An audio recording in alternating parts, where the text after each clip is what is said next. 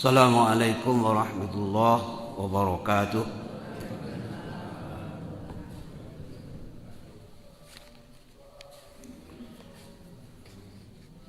Alhamdulillahi wa kafah, wassalatu wassalamu ala nabiyyil mustafa wa ala alihi wa sahbihi ahli sidqi wal wafah. Asyhadu an la ilaha illallah, asyhadu anna Muhammadan abduhu wa rasuluh la nabiyya ba'dah. Allahumma salli wa sallim wa barik ala Muhammad wa ala alihi wa sahbihi ajmain.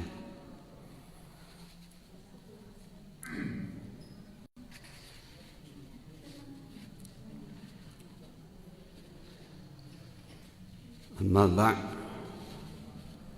Qala Allah Ta'ala fil Qur'anil Karim, A'udzu billahi minasy syaithanir rajim.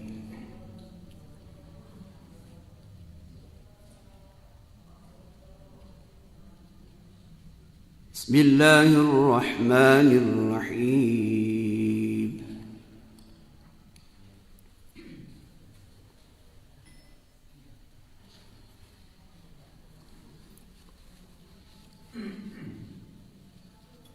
وقال ربكم ادعوني أستجب لكم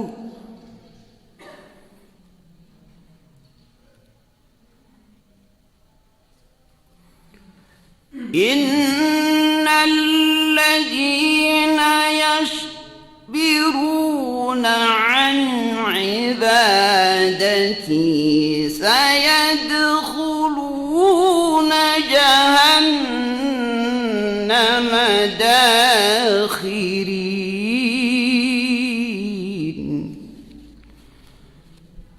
صدق الله العظيم.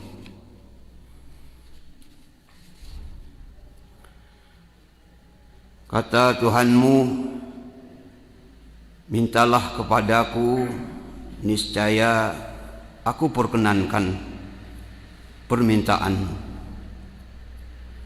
Sesungguhnya orang-orang yang sombong terhadapku, menyembahku, nanti mereka akan masuk ke dalam neraka Jahannam serta terhina. Wa qala aidan, wa idza sa'alaka ibadi anni fa inni qarib. Apabila hambaku bertanya kepadamu Muhammad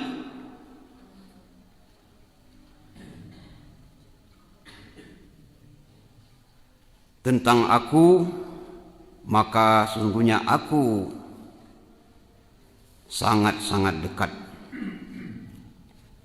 Shadaqallahul azim. Bapak-bapak, ibu-ibu, saudara-saudaraku sekalian, jemaah salat subuh Masjid Al-Jihad rahimakumullah.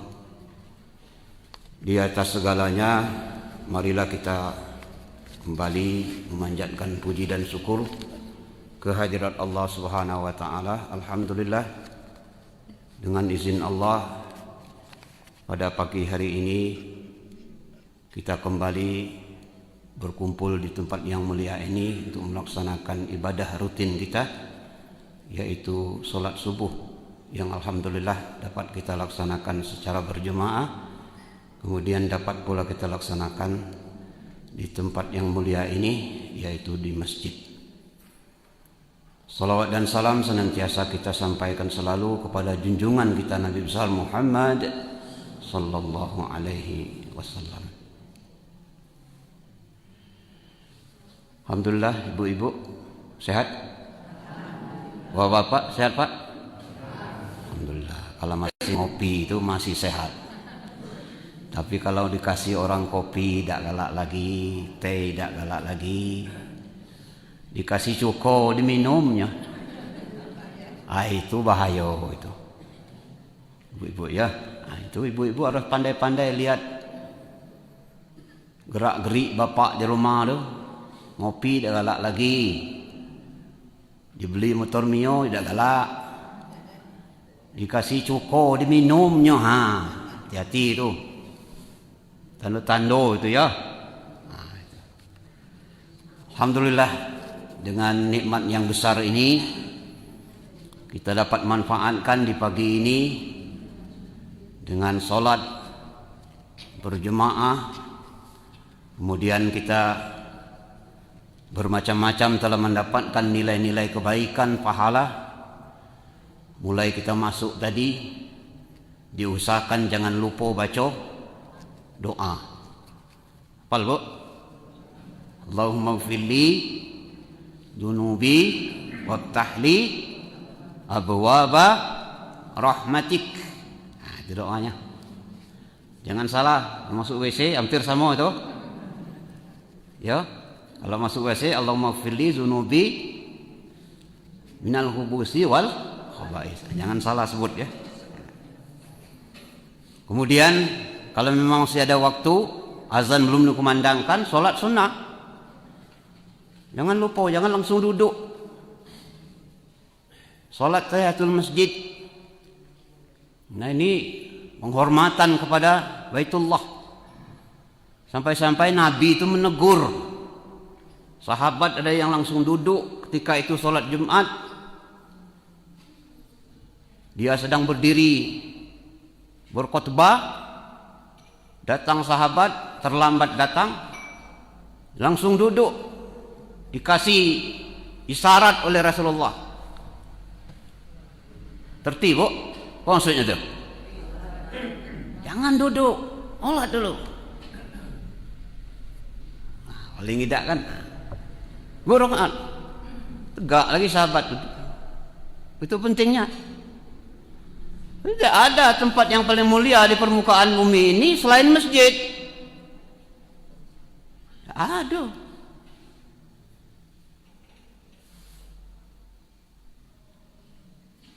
Maka sampai-sampai kita berkunjung ke Baitullah, betapa nilai tinggiannya. Ke Madinah, betapa. Masjidil Aqsa, betapa tingginya kita. Dan masjid yang ada permukaan bumi ini. Tidak ada tempat lain yang paling mulia selain daripada Baitullah, rumah Allah. Maka kita harus hormati. Cara menghormatinya dengan solat. Itu masjid. Kalau memang masih ada waktu Bapak Ibu sekalian, belum azan kumandang, solat sunnah. Apa yang bisa lakukan? Taubat boleh, atau solat mutlak. Berapa rakaat? Kalau solat mutlak tidak terbatas. Terutama bagi bapak, ini Jumat ini sering rugi kadang-kadang. Tidak memanfaatkan waktu belum datang. Kita tidak manfaatkan solat sebanyak-banyaknya sebelum azan dikumandangkan. Ngapa Rasulullah, Bapak Ibu sekalian, nyuruh kita datang lebih awal Jumat itu? Memperbanyak ibadah pada hari itu. Ya saya teringat ya orang-orang tua kita dulu ya. Mereka itu berangkat Jumat itu cepat. Jam 10 udah sampai di masjid. Yo. Makanya perintah Allah dalam Al-Quran itu, ya ayyuhalladzina amanu idza nudiya lis-sholati min yaumil jumu'ah fas'au ila dzikrillah wa dzarul bai'. Itu perintah itu. Ajakan Allah kepada orang-orang beriman. Segera. Tinggalkanlah ya. Salah satu bentuk jual beli, tinggal dulu. Toko, tinggalkan dulu. Kalau tidak ditutup, tutup. Kalau bisa ditinggal, tutup aja dengan kain. Kalau udah aman, anak Tino suruh nunggu.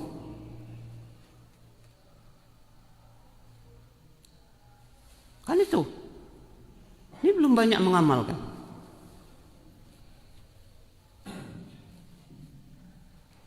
Apa Kok dia tahan jalan jauh, orang-orang tua kita dulu, dari kebun, dari talang, untuk sampai ke masjid itu.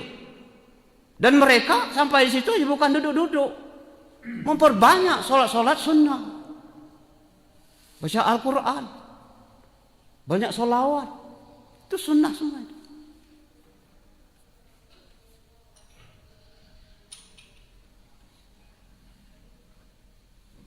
Ini kadang-kadang ini tidak paham inilah. Kadang-kadang tidak ada arahan, mungkin tidak sampai pula dakwah ke situ. Mereka memperlambat masuk masjid. Ini salah betul ini bagi bapak-bapak khususnya Jumat. Di mana duduknya? Di luar. Diletak pula bangku situ panjang. Diletak pula asbak rokok. Merokok, ngobrol. Siapa kita dukung pilkada kah? Itu judul pilkada. Oh ya aku itu nomor 2. Selesai bu ya, nomor 2 kan? Oh, aku pokoknya kedua-duanya bagus kalau itu oke, ini oke.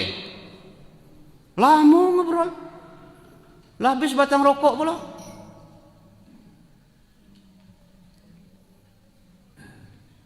Tokok beduk.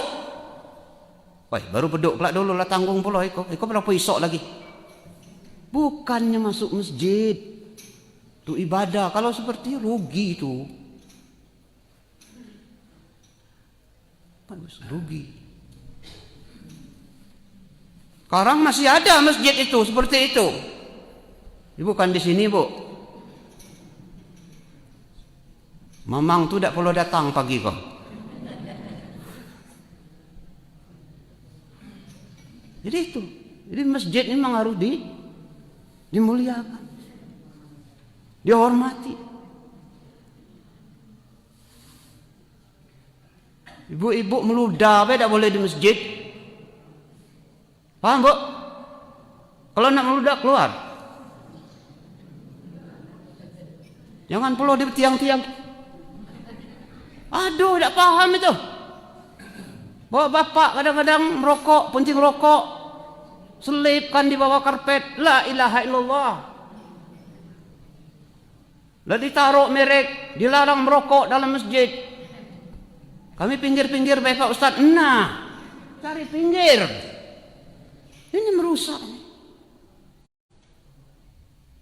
Tidak menghormati.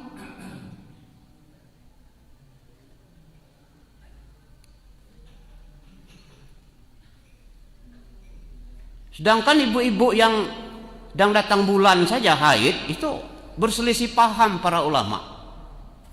Boleh tak masuk masjid, boleh tak lewat.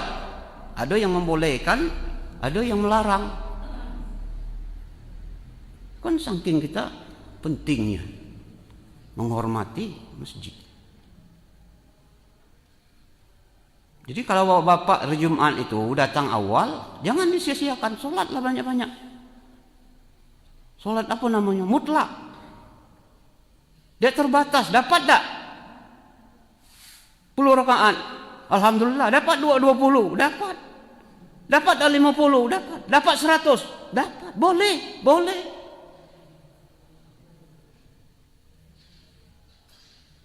Itu ibu. Jadi kalau ibu datang tadi agak cepat, sholat mutlak di masjid. Jangan main HP. Kau ngandun di masjid main HP. Siapa pula itu ngirim Facebook dengan ambo? Tidak ada pahalonya tu. Buka HP, buka. Yaitu Al-Quran. Dalam HP itu baru baca. Bagus itu. Manfaatnya.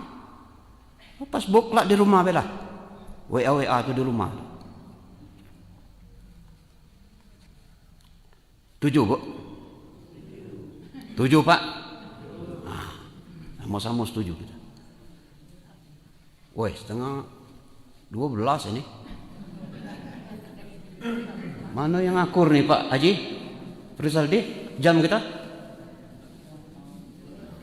Habis batu ini. Minta batu ini.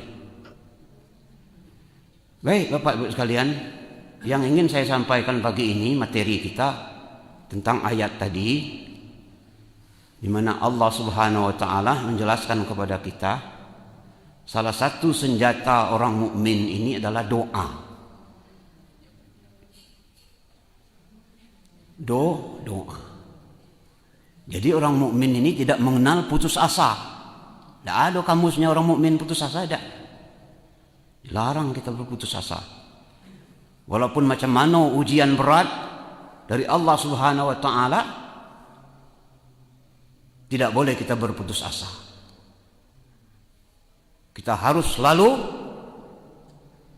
berbaik sangka kepada Allah Subhanahu wa taala. Dan seluruh aktivitas kita, seluruh masalah kita akan selesai bila kita mengadu kepada Allah Subhanahu wa taala dan melalui permintaan doa kepada Allah.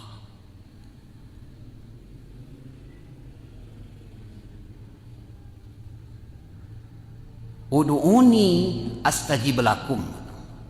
Berdoalah kamu kepadaku, niscaya aku akan perkenankan. Kabul. Nah, masalah kabul atau tidaknya itu hak Allah. Tidak boleh kita mengatakan Allah tidak adil, Allah tidak sayang dengan saya, Allah menyisihkan saya. Tidak boleh. Buruk sangka saja kepada Allah tidak boleh, Bapak Ibu sekalian.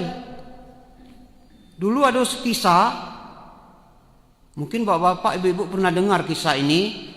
Tidak apa-apa diulang-ulang. Ada seorang petani bekerja di ladangnya dengan lelah, berkeringat bercucuran. Kemudian pada siang harinya dia beristirahat di satu pohon. Namanya pohon beringin. Daunnya rindang, buahnya lebat tapi kecil-kecil. Kemudian sedang beristirahat dia lihat ada satu pohon labu. Pohonnya kecil, kurus, buah besar-besar. Macam itu, Bu. Dia buruk sangka kepada Allah. Katanya Allah ni tidaknya nadil.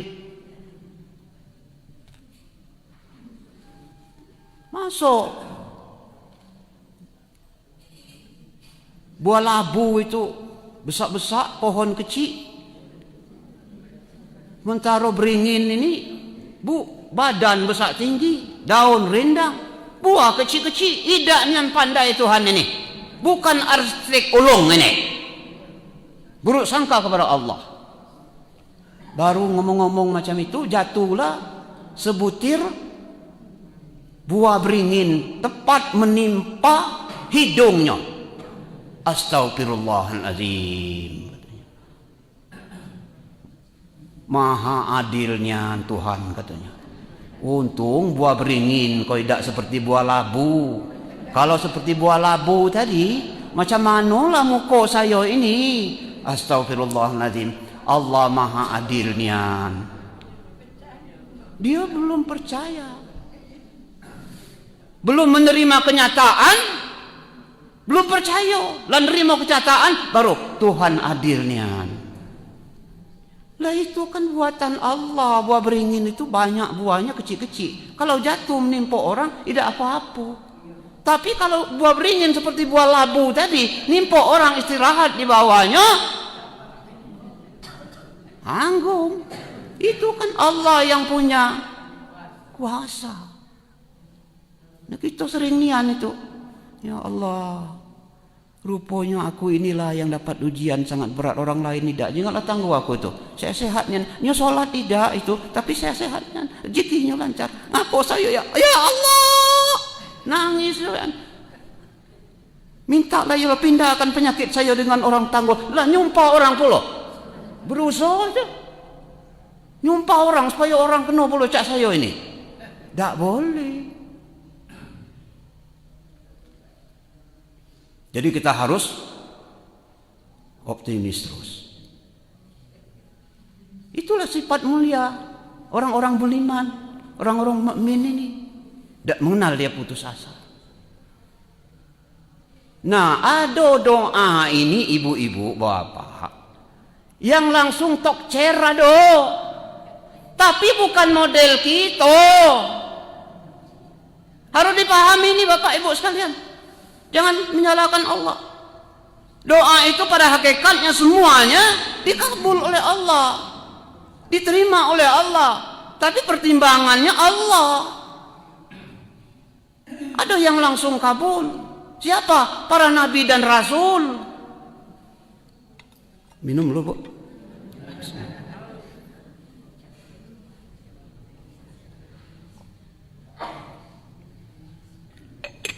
Nah, mulai serak-serak itu, minum.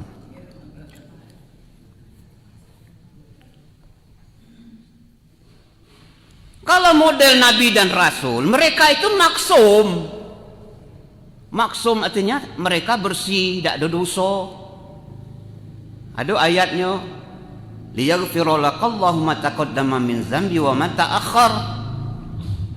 Nah, itu dosamu para nabi dan rasul jika ada yang lalu, yang dulu-dulu jika ada, yang akan datang sudah dapat jaminan ampun dari Allah. Kalau kita tidak ada itu, tidak ada jaminan kita.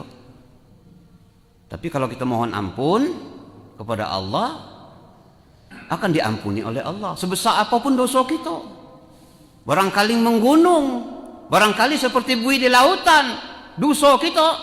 Tapi kalau kita mohon ampun, Allah lebih besar daripada itu pengampunannya. Itu harus kita yakini. Lihatlah para nabi dan rasul, begitu dia berdoa, begitu langsung Allah kabulkan doanya. Banyak kisah para nabi dan rasul ya, seperti Nabi Lut. Begitu kaumnya sudah di ambang batas, tidak bisa diperingati lagi karena terkenal dengan kejelekannya, melaksanakan homoseksual, lesbian, di luar peri kemanusiaan.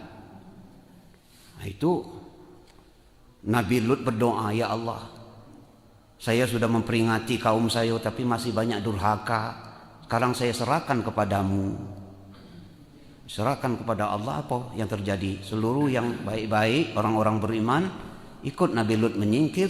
Kemudian Allah datangkan azab yang dahsyat. Bumi dibalikkan oleh Allah. Yang atas ke bawah, yang bawah ke atas. Lihat telapak tangan saya, Bu. Lihat ini. Nah, macam itulah dulu.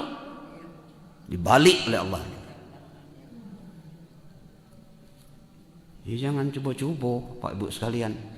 Mudah saja bagi Allah. Mudah-mudahan azab seperti itu tidak sampai ke Indonesia nih. Gini kan banjir aja dah. Itu aja lah repot kita. Gempa Sulawesi bukan main, 6,5 skala liter, banyak korban. Bis baru gempa aja deh. Tidak selayan kita, lemah sekali kita. Ya, kalau gempa ibu-ibu bapak sekalian, tidak baca saling tolong gitu ibu-ibu. Ya. Jadi kalau gempa itu ucaplah la haula wala quwata illa billah. Banyak ucap itu. Ya. Kalau gempa terjadi, kalau memang masih bisa nyuruh bawa tempat tidur, nyuruhlah bawa tempat tidur. Biar agak aman itu kan, itu petunjuk juga itu ya. Bawa tempat tidur. Kalau ada bangunan-bangunan roboh itu masih bisa terlindung kita. Tapi nak cari pintu agak payah kita sedang gempa itu. Malam umpama terjadi kan, pintu terkunci pula. Mana kita cari kunci? Mana kunci tadi mak? Saya lah payah pula di kamar kau ketek maknya. Macam mana Pak ketemu tak? Belum ketemu. Kita sedang goyang mana? Dapat kunci nak nyucuknya dah kacak pula. Nah mana? Aduh, cerita dengan saya jemaah, Pak Ustaz waktu gempa tu saya megang kunci tapi tidak galak masuk-masuk kunci itu. Nah, lah gempa. Itu aja kita lah lemah. Tak ada daya kita. Ya ucapkanlah la haula wala quwata illa billah. Kalau bisa menyingkir, boleh. Usaha kita menyingkir tempat yang aman. Ingat tahun 79 gempa besar di Rejang Lebong ini, Masya Allah, saya masih kecil tu. Kelas 4 SD ingat saya. Ya, wah, bukan main. Saya jam 7 lebih kurang lah.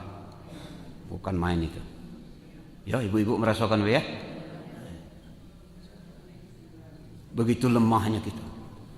Apalagi tsunami, Bapak Ibu sekalian, ya. Itu saja kita sudah bukan main. Lemah sekali kita. Tidak ada daya dan upaya kita kecuali pertolongan Allah. Jadi ucapkanlah la haula wala quwata illa billah. Jangan salah, nenek-nenek saya dulu ucapnya bukan itu. Hidup anak Adam, hidup anak Adam, bukan itu. Ada kan? Apa hidup anak Adam? La haula wala quwata illa billah. Jadi kalau para nabi dan rasul begitu dia berdoa langsung diijabah oleh Allah. Karena kualitas iman dan takwanya Allah Subhanahu wa taala yang sudah tahu. Ada yang nabi tidak mau berdoa. Malu dia dengan Allah. Siapa? Nabi Ayub, Bu. Sudah dikasih penyakit yang begitu berat. Beberapa tahun sakit. Tapi ketika istrinya merengek-rengek.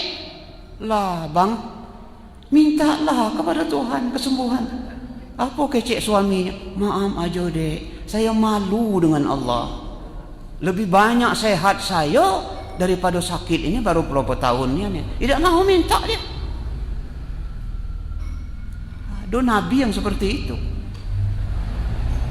Ibu-ibu ada yang berada itu, Bu? Dikasih Allah ujian, malu saya berdoa dengan Tuhan, rasanya tidak ada itu. Ya Allah, sembuhkan saya ya Allah. Beri saya rezeki melimpah ruah ya Allah. Itu kan doa kita. Boleh tak? Boleh. Ini para nabi dan rasul. Jadi kualitasnya itu lain. Nah, kalau model kita Bapak Ibu sekalian, ada doa ini ada juga yang disimpan oleh Allah, ditangguh oleh Allah. Mungkin 1 minggu lagi, mungkin 1 bulan lagi, mungkin bisa 1 tahun lagi. Kalau tidak juga di dunia akan diterima di akhirat. Dan pada hakikatnya semua doa ijabah kita dikabul oleh Allah Subhanahu wa taala. Tapi ada penghambat-penghambat doa. Ketika Ibrahim bin Adham sedang berjalan di pasar Basrah, ketemu dia dengan jemaahnya. Kemudian jemaahnya menghampirinya, "Wahai Tuan Guru, mohon waktu sedikit." Apa kata Tuan Guru? "Kami ingin bertanya." Apa gerangan akan bertanya? Kata silakan. Nah, ini pelajaran juga bagi ustaz-ustaz, kiai-kiai. Kalau jemaah bertanya, janganlah jual mahal nian. Kadang-kadang saya jemaah Pak, Bu, jemaah jihad. Tak tanya, kelak di rumah lah. Sedang sibuk nian. Kalau di rumah kan nak kita duduk-duduk sambil ngopi. Bawa lah dikit apa? Gula merah. Lah, nak gula merah apa lo? Saya kok merokok. Rokok apa? Gudang garam lama, bawa pula gudang garam lama. Banyak pula kendak kiai nih. Yang model ini bukan sifat mulia Rasul. Rasul di mana aja? Orang bertanya, dia jawab. Dia terangkan. Begitu juga para sese dulu. Kalau dia bisa menjawab, dia tunda dulu. Mohon maaf, saya cari dulu dalilnya. Begitu. Dan para ustadz tuh jangan seperti itu. Tidak boleh. Bapak Ibu sekalian ini, kalau dia bertanya, sampai. Tidak boleh sedikit pun kita sombong dalam hati itu. Kalau orang bertanya, pada waktu itu kita bisa jawab. Termasuk para pejabat. Kalau orang dalam berurusan, jangan segonian. Kata Nabi, mudahkan, jangan dipersulit. Itu sifat dakwah. Mudahkan urusan, jangan dipersulit.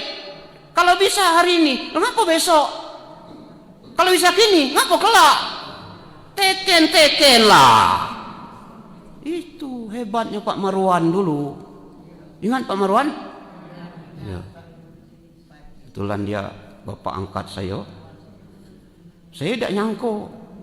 Waktu saya nikah dulu, datang dia. Terkejut galau orang. Lah, bupati datang. Sambut. Sebenarnya beliau tidak apa-apa, biasa-biasa. Us, apa Pak? Kalau kau nikah Pak, undang Bapak ya. Insyaallah Pak, saya undang. Saya pikir tidak akan datang beliau deh. Orang besar kan? Rupanya datangnya dengan ibu tuh Pak Sekda datang. Ketua DPR datang. Alhamdulillah. Bukan nilai yang dibawanya tuh Bapak Ibu sekalian, tapi kehadiran orang seperti itu menyenangkan. Alhamdulillah. Saya diangkatnya jadi anak angkat tuh ngapa? Saya ngajar anaknya ngaji. Anaknya 3 Tino kalau dokter itu. Ngajar ngaji. Itu rasionya beliau dulu tidak mau 2 kali bupati. Ngapa ibu tuh tidak tahan. Tidak baca tidur istirahat kita lagi Pak Ustadz katanya. Oh. Terus melayan tamu. Melayan anak-anak payah lagi. Ya memang ibu bupati. Sibuk PKK situ sini kan. Nampingi bapak. Ngapa? Tidak 2 kali Pak. Tidak. Ibu kau tidak galak lagi. Jadilah 5 tahun kau. Iko rasanya kata Pak Marwan lainnya nih. Lamonnya 5 tahun nih. Maunya orang waktu itu ada sampai 2 periode. Kalau dia masih mau melapor aja dengan Pak Soeharto waktu itu kan. Kan dijatah kalau di sini nih. Waktu itu zaman Pak Harto dijatah. Rejang Lebong ABRI. Utara ABRI. Selatan sipil. Kota Media sipil. Fokus dari pusat. Kalau kini kita belago-lago di arah pilkada nih. Tidak senaik rumah nih. Dulu tidak aman. Panjang ceritanya ibu-ibu. Inilah jam 6. Kita sambung aja insyaallah lain kali ya. Selesaikan pagi ini. Kata Ibrahim Idham, nah terhambat doa itu ada penghambatnya. Ada 10 macam penghambatnya. InsyaAllah kita sampai ke kesempatan lain dalam gelombang yang sama. Terima kasih. Assalamualaikum warahmatullahi wabarakatuh.